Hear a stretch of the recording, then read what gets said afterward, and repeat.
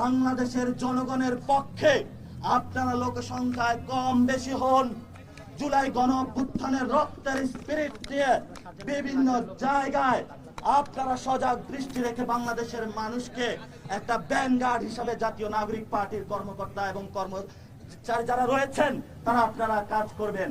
কারণ আপনাদের হাতে রয়েছে ভবিষ্যৎ বাংলাদেশের স্বপ্ন।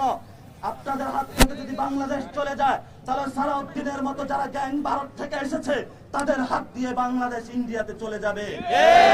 আমরা বলি সালাউদ্দিন যে প্রেসক্রিপশন নিয়ে এসেছে সেই প্রেসক্রিপশনের মধ্যে দিয়ে তারা মুজিববাদী এখানে সংবিধান রাখতে চায়। আমরা যতদিন বেঁচে আছি ততদিন মুজিববাদী সংবিধান চলবে না। আমরা যতদিন বেঁচে আছি বাংলাদেশে গণপরিষদ কায়েম হবে। আমরা যতদিন বেঁচে আছি বাংলাদেশে জাতীয় ইলেকশনের আগে স্থানীয় ইলেকশন হবে। আমরা এই পুনর্গঠন করে ছাড়বো ইনশাআল্লাহ। পরিশেষে একটি কথা বলতে চাই, যেটা হলো আমরা কয়েকদিন আগে মাঠে নেমেছিলাম। আমাদের একটি দাবি আদায় হয়েছিল, আওয়ামী লীগ নিষিদ্ধ হয়েছে, কিন্তু আওয়ামী লীগের এই ইলেকশন কমিশন সংবিধান এখনো নিষিদ্ধ হয় না। আমরা সংবিধান পুরানো কর্মসূচিতে বাধ্য হব। বাংলাদেশে কোন সংবিধান মুজিবীয় সংবিধান থাকবে না। যারা ছাত্ররা এর উদাহরণ অতীতে আছে আপনারা সেগুলো দেখে নেবেন। যদি আপনাদের পড়াশোনার ঘাটতি থাকে আমরা যাই আপনাদেরকে পড়িয়ে দিব। এবং বাংলাদেশের ভবিষ্যতে আমরা সে আন্দোলনে বলেছিলাম জুলাই ঘোষণাপত্র 31 কার্য দিবসের মধ্যে সরকার বলেছিল দিবে। আমরা এখনো দিনক্ষণ কার্য দিবস গুলা গুনতেছে।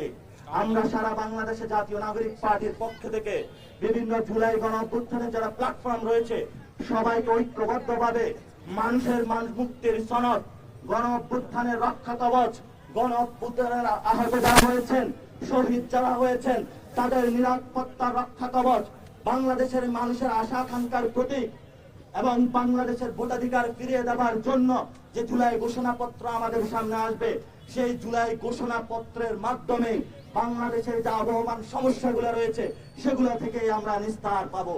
আমাদের আসিফ নজরুল বলেছিলেন, একবার মুলা দেখিয়েছিলেন ছাত্র জনতাকে উনি ঘোষণাপত্র দিবেন, কিন্তু উনি বিশ্বাসঘাতকতা করেছেন। এবার আবার এসে ঘোষণা দিয়েছেন, এবার আমরা সেকেন্ড বার বিশ্বাস করেছি।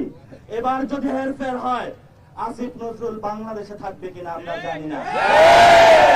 জনগণের সাথে অনেক গাদ্দারি হয়েছে, জনগণের রক্তের উপরে আপনি বেঈমানি করেছেন।